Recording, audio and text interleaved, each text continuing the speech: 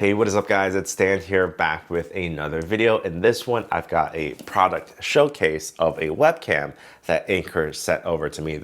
This is the B600 video bar. It's a brand new product that they just released, and this one is a very interesting little webcam that has a lot of unique features that I think you guys should take a look at if you're in the market for a very premium, very nice webcam.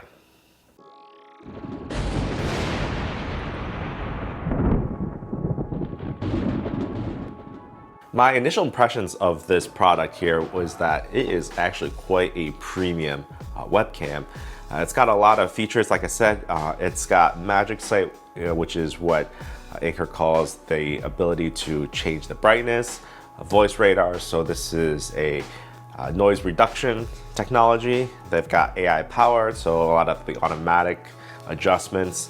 It's got a 90-degree or 95-degree field of view, and it's got 4 built-in microphones. On top of that, it's got a light at the very top, a few touch-sensitive areas, and it's even got built-in speakers. There's 2-watt speakers built into this thing, so that's why it's called a video bar. It's kind of like a sound bar, for the TV all in one. This is a video webcam bar that you put on top of your monitor. It's got everything you need to make your video conferencing look very good.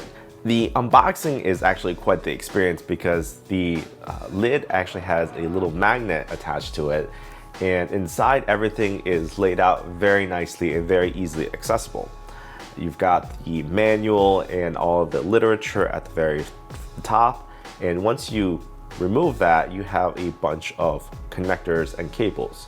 So you have 3 different connectors for your power cable, and you have a little power brick. And so this is good for the US, good for Korea, and good for the UK. You can change the socket by just pushing a little button and rotating the socket, and you can swap between the different types. Now, you also do get a USB Type-C cable, Type-C to Type-C. This is about 2 feet, maybe 3 feet cable. It's actually relatively short, and I found this to be a little too short for my use case because my computer is actually pretty far away from my monitor, being a 38-inch ultra-wide. I actually had to use my own USB Type-C cable, but Type-C cables are all the same, or at least are all universal, so that wasn't a problem. Now, the last remaining thing in the box is the webcam itself. This is actually a really big webcam. It's big, both thick and heavy, and I was actually pretty surprised by just how solid this thing feels because it's got a base that can open up and clip to the top of your monitor, and it's also got an articulating angle adjustment for the top as well. On the base, you also have a 1/4-20, I think it's a 1/4-20 mounting point, so you can actually mount it on a tripod or anything else that you may want to attach to your desk if you don't want to mount it to your monitor. That is a nice little feature. Inside the mount, you also have a thumb screw where you can tighten it so that you can you can actually completely remove it if you want, but you can loosen it or you can tighten it to make sure that everything is nice and snug. Now, on the front of the webcam, you have a light bar that you can flip open. Flipping open the light bar reveals the camera lens itself and a couple touch sensitive switches. So you've got a brightness slider at the very front. You've got a mute on the left, and you have a light switch on the right side of the bar.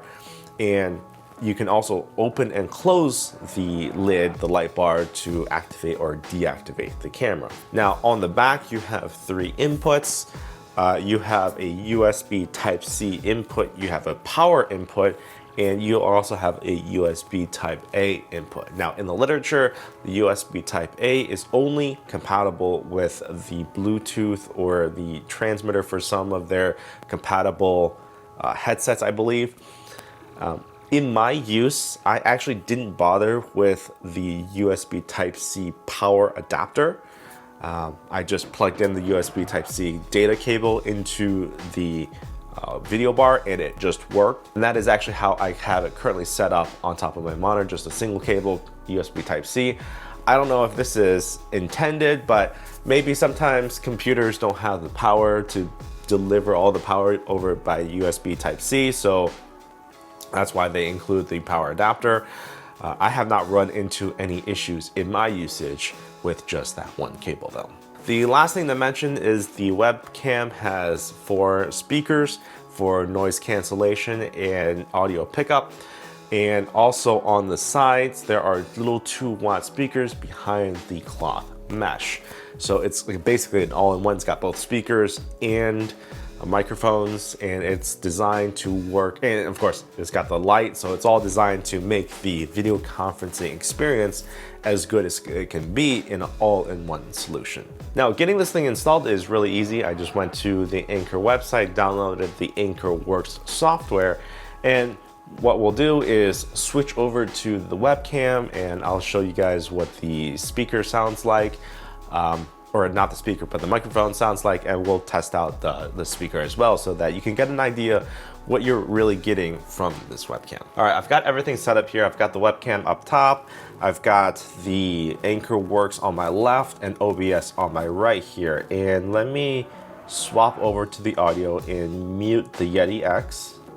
Now you should be hearing the microphone coming from the Anker webcam. You can see me, and you can see that I've adjusted my levels here. I'm probably peaking a little bit. If I am, don't blame the microphone for that. That's probably just you know, the settings here. But you can hear and you can see the quality of the webcam is very good. Now this is a very brightly lit room. I've got a studio light up there. I've got a lantern behind me, and I've also have an overhead light. This is all set to daylight. So, and behind me, or behind the monitor, there is even a window that's kind of blinded off a little bit, but there's still some light coming through. So this is a very well lit room. I would say that this is basically as good of a condition or performance that you can get out of this webcam here. And in AnkerWorks here, you have many different settings. You can see the resolution. I could change it from 2K to 1080p. And then you can drop it down to 720 or 360. You can see 360 is very pixelated. For zoom, I think maximum is actually only 720p. Don't quote me on that, but there is a cap to the quality of Zoom conferences. Microsoft Teams, I think, is actually less than Zoom. Now, I do want to get one gripe off my chest here, is the naming of the resolution. And they claim the resolution of this camera is 2K. So we know what 1080p is, right? And we know what 4K is. Now, 2K is one of those ambiguous numbers because, you know, 1080p can also be known as 2K 1K, 1920 by 1080, right? 2K 1K. 4K is 4K 2K. What the heck is 2K, right? Is 2K somewhere in between 1080p and 4K? That's kind of what they're trying to convey with this, but just my guess is there is a visible difference between 1080p and 2K. It's probably something like 1440p, but they don't call it that, and they don't list the actual resolution on the website. So it's just, please give me the specs. This 2K thing is, you know, is all marketing, and it really is just too ambiguous. Moving on, you have a few options for angling and framing. You can change the viewing angle from 65 to 78 to 95. Now 95 is the full width.